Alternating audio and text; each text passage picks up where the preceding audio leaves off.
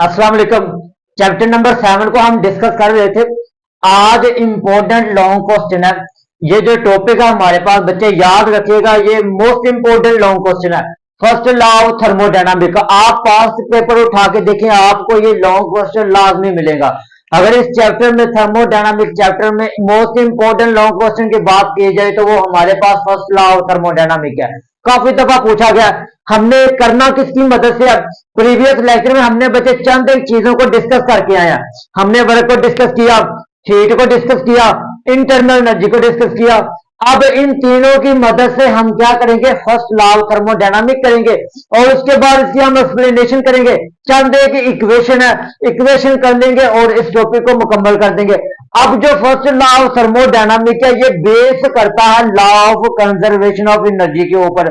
अब law of conservation of energy के ऊपर ये बेस करता है, तो सबसे पहले हम लिखेंगे फर्स्ट लॉ ऑफ थर्मोडायनामिक बच्चे ये बेस करता है law of conservation of energy के ऊपर। सबसे पहले हमारे पास है first law of thermodynamics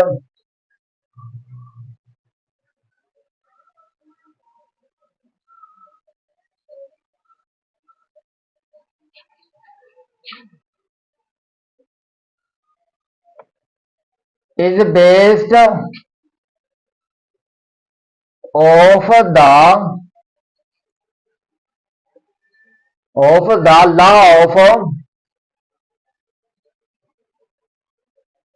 law of conservation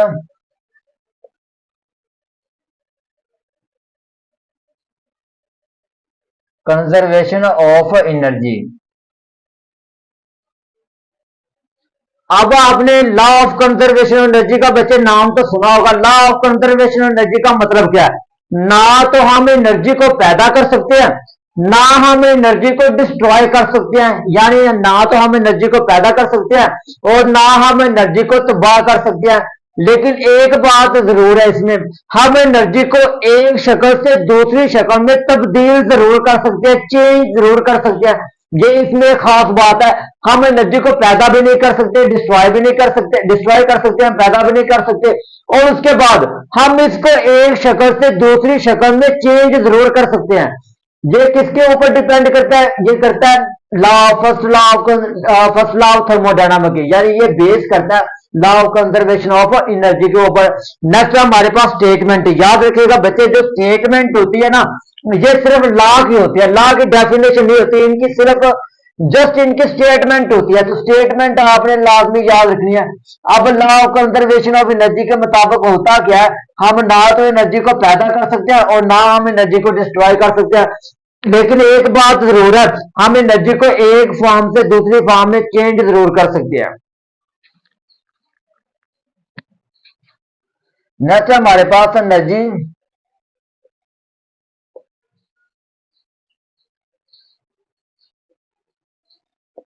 neither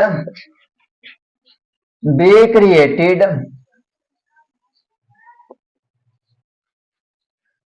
not be destroyed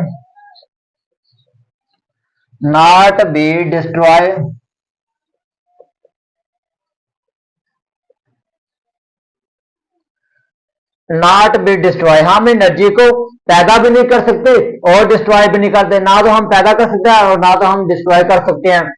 एक बात इसमें जरूर है, इट चेंज एनर्जी, हम एनर्जी को चेंज कर सकते हैं टू वन फ्रॉम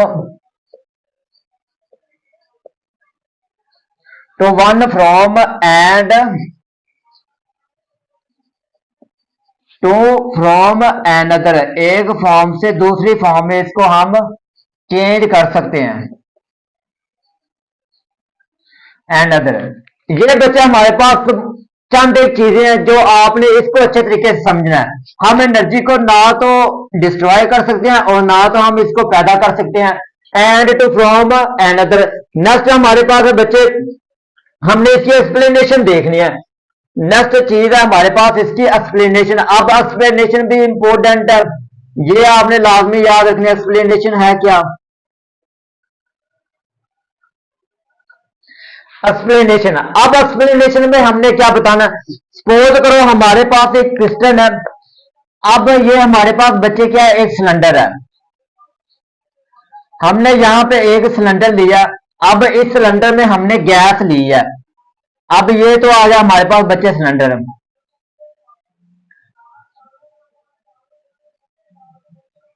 अब इस सिलेंडर में मैं क्या करूंगा, गैस लूंगा। अब ये हमारे पास सिलेंडर है और इस सिलेंडर में मैंने गैस ले लिया। ये बच्चे हमारे पास क्या है, गैस है।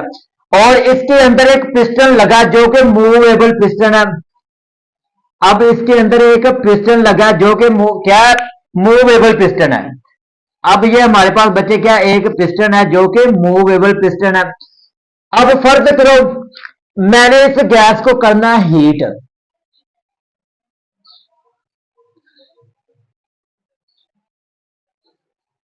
अब इस गैस को मैं क्या करूंगा बच्चे, हीट करूंगा। अब इसके अंदर जो सिलेंडर है, सिलेंडर के अंदर हमने गैस ली है। और ये हमारे पास क्या है, एक गैस है। और इस गैस को मैं क्या करूंगा, हीट करूंगा। अब हीट करने से पहले आपने इसके अंदर जो चीज है, जो इसके अंदर गैस, जो सिलेंडर के अंदर गैस है, वो हमारे पास उसका टेम्परेचर, उसका वॉल्यूम है V1। यानी इसके अंदर जब हमने गर्म करने से पहले इस गैस का वॉल्यूम नोट किया, वो आया V1। और इसकी इंटरनल एनर्जी बची आई है हमारे पास E1। यानी दो चीजें हमने फाइंड करनी है। इसकी इंटरनल एनर्जी क्या आई है, E1 है। और इसका वॉल्यूम आया V1। यानी हमने इसको गर्म करने से पहले इसका वॉल्यूम देखा है, इसकी इंटरनल एनर्जी देखी है और इसकी एनर्जी देखी है। अब जैसे मैं इसको गर्म करूंगा, गर्म करने के बाद क्या होगा, ये वाला पिस्टन मूव कर जाएगा, ऊपर चला जाएगा। अब ये वाला पिस्टन यहां पे आ गया। अब ये वाला पिस्टन बच्चे क्या हुआ है, यहां पे मूव करके आ गया। जैसे इसको हीट किया, ये वाला पिस्टन क्या हुआ, मूव करके यहां पे आ गया। अब यहां पे आपने इसका फाइनल वॉल्यूम और फाइनल एनर्जी आपने मालूम कर लेनी है। अब यहां गर्म करने से पहले मेरे पास इनिशियल वॉल्यूम था V1। जैसे मैंने इसको गर्म किया तो मेरे पास वॉल्यूम आ गया V2। और मेरे पास एनर्जी आ गई, यानी टोटल एनर्जी आ गई मेरे पास E2। ये हमारे पास चीजें आ गई। अब सपोज करो हमने एक चीज ली थी बच्चे, ये हमारे पास सिलेंडर है। अब इस सिलेंडर में मैंने गैस ली। गैस का हमने इनिशियल टेम्परेचर वॉल्यूम मालूम किया V1 था। उसका हमने इनिशियल एनर्जी मालूम की V1। जैसे मैंने इसको हीट किया, हीट करने के बाद ये पिस्टन मूव कर गया, ऊपर की तरफ चला गया। इसका वॉल्यूम हो गया V2 और एनर्जी होगी इसकी E2। अब हमने क्या करना है, इसके एक्सप्लेनेशन करनी है। सपोज करें बच्चे हमने इसका सिलेंडर लिया।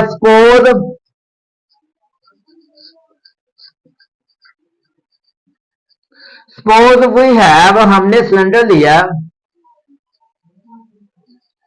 वी हैव सिलेंडर, ये सिलेंडर लिया और इसके अंदर हमने क्या लिया, गैस ली है। Cylinder in the gas is the volume, उसका उस गैस का वॉल्यूम है मेरे पास V1। And internal energy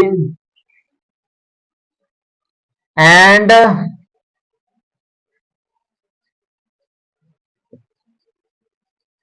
internal energy है मेरे पास बच्चे E1। यानी गर्म करने से पहले मैंने इसका इनिशियल वॉल्यूम और फाइनल और उसके बाद इनिशियल इसकी एनर्जी मालूम की, वो मेरे पास आई बच्चे V1 और E1। यानी V1 मेरे पास वॉल्यूम है, E1 मेरे पास एनर्जी है। नाउ वी हीट, जब हमने इसको गर्म किया, नाउ वी हीट, जब हमने इसको गर्म किया, now we heat the change in volume, तो उसके वॉल्यूम में भी चेंज आया। Change in volume two, change in volume the, तो वॉल्यूम पहले क्या था, V1 इनिशियल वॉल्यूम था।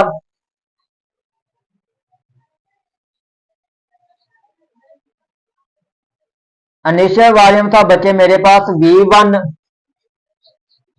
एंड फाइनल वॉल्यूम, जैसे मैंने इसको हीट किया तो फाइनल वॉल्यूम क्या हो गया बच्चे, वो हो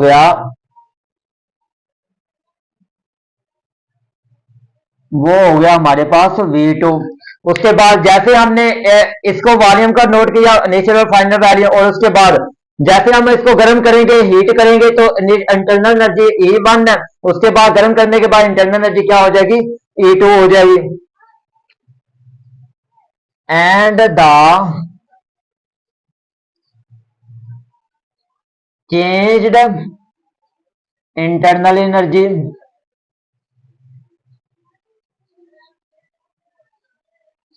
A1 टू A2, यानी A1 से क्या हो जाएगा, A2 में तब्दील हो जाए, A2 तक चली जाएगी, यानी इनिशियल इंटरनल एनर्जी और फाइनल इंटरनल एनर्जी। नाउ उसके बाद हम क्या करेंगे, इंटरनल एनर्जी को फाइंड करेंगे। नाउ द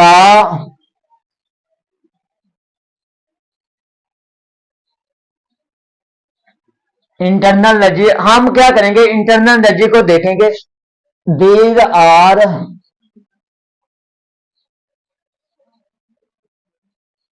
गिवन बिलो, हम इंटरनल एनर्जी को देखेंगे। अब इंटरनल एनर्जी का फार्मूला क्या होता है, जितनी भी इंटरनल एनर्जी होती है, क्या जितनी भी एनर्जी होती है ना बच्चे, जितनी भी एनर्जी की टाइप होती है उनको आप प्लस करो, प्लस करने के बाद आपके पास टोटल एनर्जी आई, यानी पोटेंशियल एनर्जी, काइनेटिक एनर्जी, इनको प्लस करो, ऐड करने के बाद आपके पास जो चीज आएगी ना उसको हम इंटरनल एनर्जी कहेंगे। और यहाँ पर हमारे पास इंटरनल एनर्जी का फार्मूला होता है E delta A is equal to A2 minus A1, लेकिन हम इसको रिप्रेजेंट किससे करेंगे, इसको हम लिखेंगे बच्चे delta E is equal to Q minus W, इससे हम इसको दर्ज करेंगे, लिखेंगे इस तरीके से, यानी जो हमारे पास डेल्टा E है वो हमारे पास है Q माइनस E। अगर आप यहाँ पे प्लस भी लगा दोगे, Q भी लगा और माइनस भी लगा दोगे तो कोई मसला नहीं, आपका आंसर सेम ही आएगा। नेक्स्ट इसकी हमने बच्चे करनी है कैलकुलेशन, चंद एक इक्वेशन करनी है, इक्वेशन को देख के हम इस पॉइंट को देख के हमने इक्वेशन करनी है इसकी। साइन कन्वेंशन, साइन कन्वेंशन यानी हमने साइन देखना है, साइन कहां पे आता है, साइन कन्वेंशन इसकी नेक्स्ट पॉइंट है हमारे पास बच्चे, इसका साइन कन्वेंशन है। अब साइन कन्वेंशन किस तरह पता चलेगा, जब आपकी इंटरनल एनर्जी डिक्रीज होगी, यानी जब आपकी इंटरनल एनर्जी डिक्रीज होगी तो साइन आएगा नेगेटिव, जब आपकी इंटरनल एनर्जी इंक्रीज होगी तो साइन कौन सा आएगा, पॉजिटिव आएगा। देखो आपकी जब इंटरनल एनर्जी इंक्रीज होगी तो साइन कौन सा आएगा, पॉजिटिव साइन आएगा। जब आपकी इंटरनल एनर्जी डिक्रीज होगी तो साइन कौन सा आएगा, साइन आएगा आपके पास नेगेटिव। ये दो चीजें याद रखनी है आपने, जब आपकी इंटरनल एनर्जी डिक्रीज होगी तो साइन नेगेटिव, जब आपकी इंटरनल एनर्जी इंक्रीज होगी तो साइन कौन सा आएगा, पॉजिटिव आएगा। तो यहां पर हम लिखेंगे the sign when the internal energy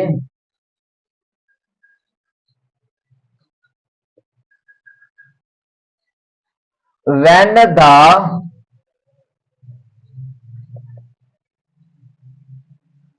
internal energy the increased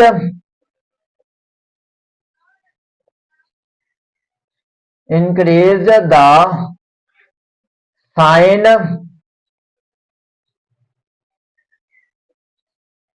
will be positive। next when the internal energy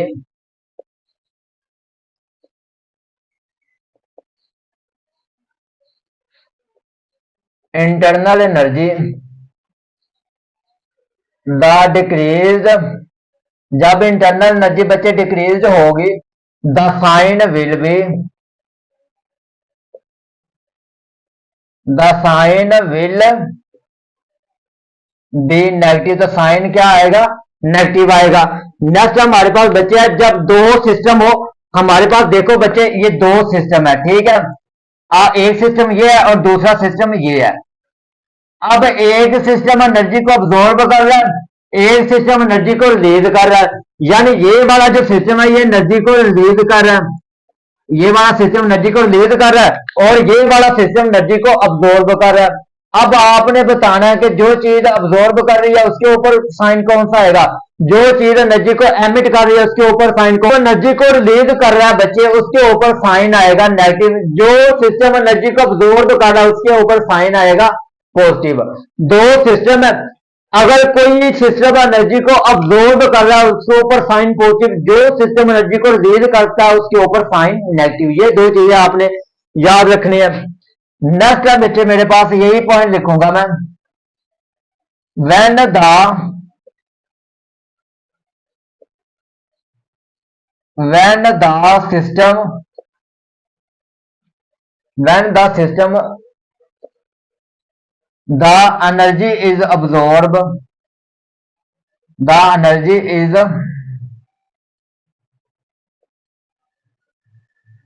absorbed, the sign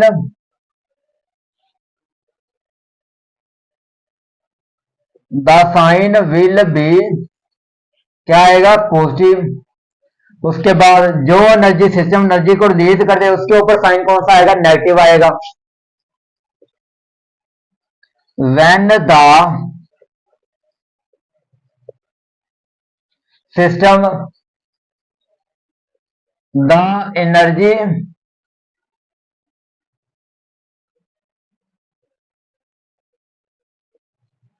is released,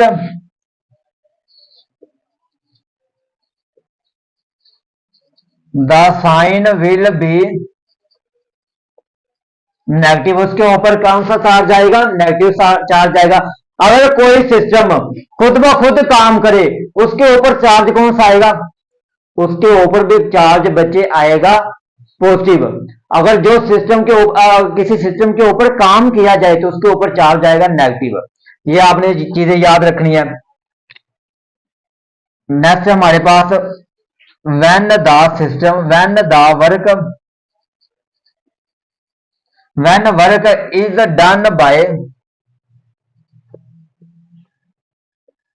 is done by the system,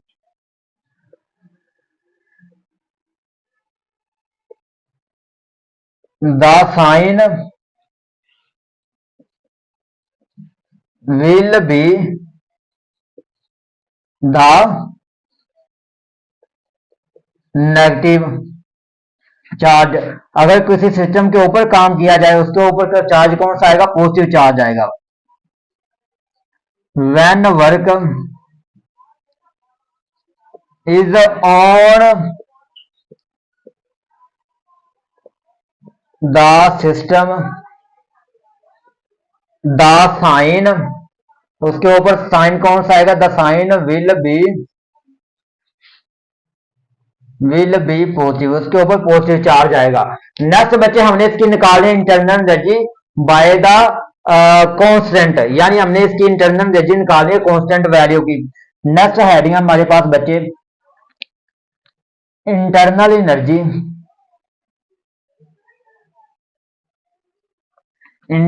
energy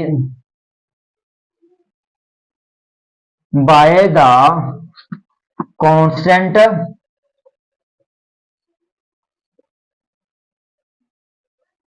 volume. हमने next हमारे पास point है बच्चे heading and internal energy by the constant volume. हमने internal energy निकालनी है constant volume की। अब यहां पे हम फार्मूला कौन सा यूज करेंगे ये वाला करेंगे, delta E is equal to Q.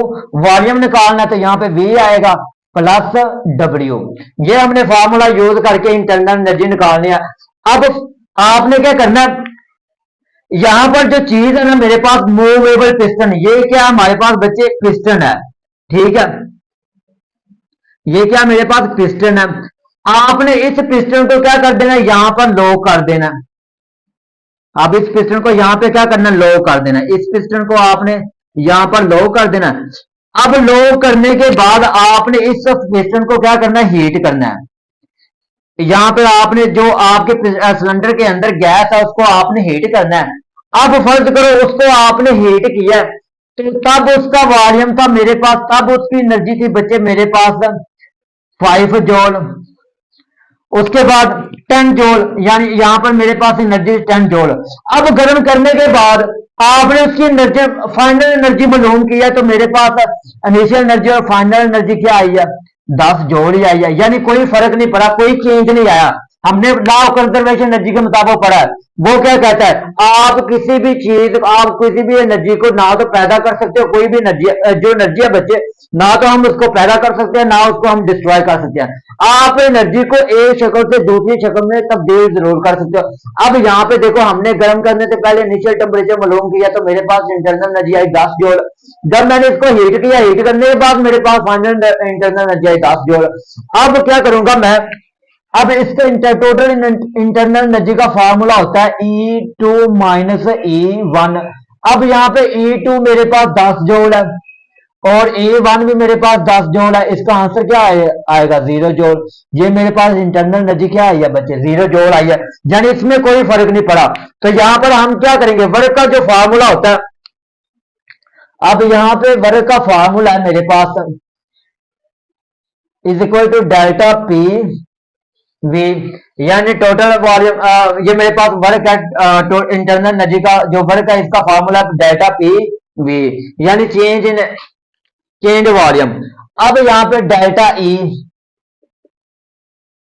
Q V है प्लस वर्क की जगह पे आप डेल्टा पी कर दो, और जो डेल्टा पी है बच्चे, डेल्टा वी जो हमारे पास है, ये है चेंज इन वॉल्यूम।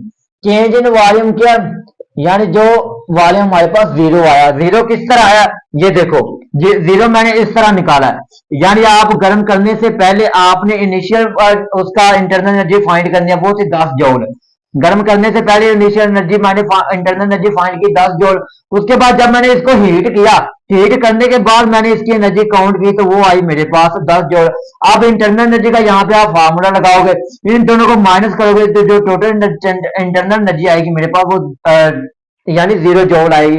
यानी चेंज इन वॉल्यूम जो होगा ना बच्चे मेरे पास, वो 0 होगा।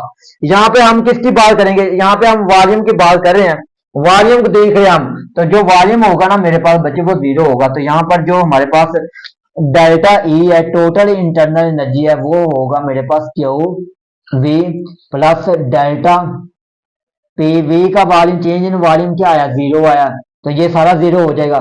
Delta E is equal to मेरे पास आ जाएगा क्यू वी, यानी ये क्या आ जाएगा, ये हमारे पास बच्चे आ गया है internal energy by the constant volume. Constant volume की मदद से मेरे पास इंटरनल एनर्जी आ गया। तो ये था बच्चे सिंपल सा टॉपिक, इंपॉर्टेंट लॉन्ग क्वेश्चन है, याद रखिएगा। इस चैप्टर का मोस्ट इंपॉर्टेंट लॉन्ग क्वेश्चन है, तो इसको आपने बच्चे अच्छे तरीके से प्रिपेयर करना है, इसको आपने छोड़ना नहीं है। तो ये इंपॉर्टेंट लॉन्ग क्वेश्चन है, ये बार बार आया, अगर आप पास पेपर उठा के देखोगे तो ये बार बार पूछा गया।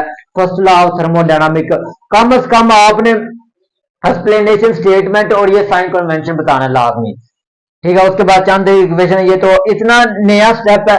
बाकी सारा ए टू जी हमने हीट के टॉपिक में पढ़ा, वर्क के टॉपिक में पढ़ा, इंटरनल एनर्जी के टॉपिक में पढ़ा। कोई डिफरेंस चीज, कोई नई चीजें नहीं है, बार बार इनको पढ़ रहे हैं हम।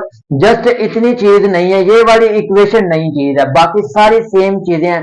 तो ये था बच्चा हमारे पास आज का टॉपिक। अल्लाह हाफिज।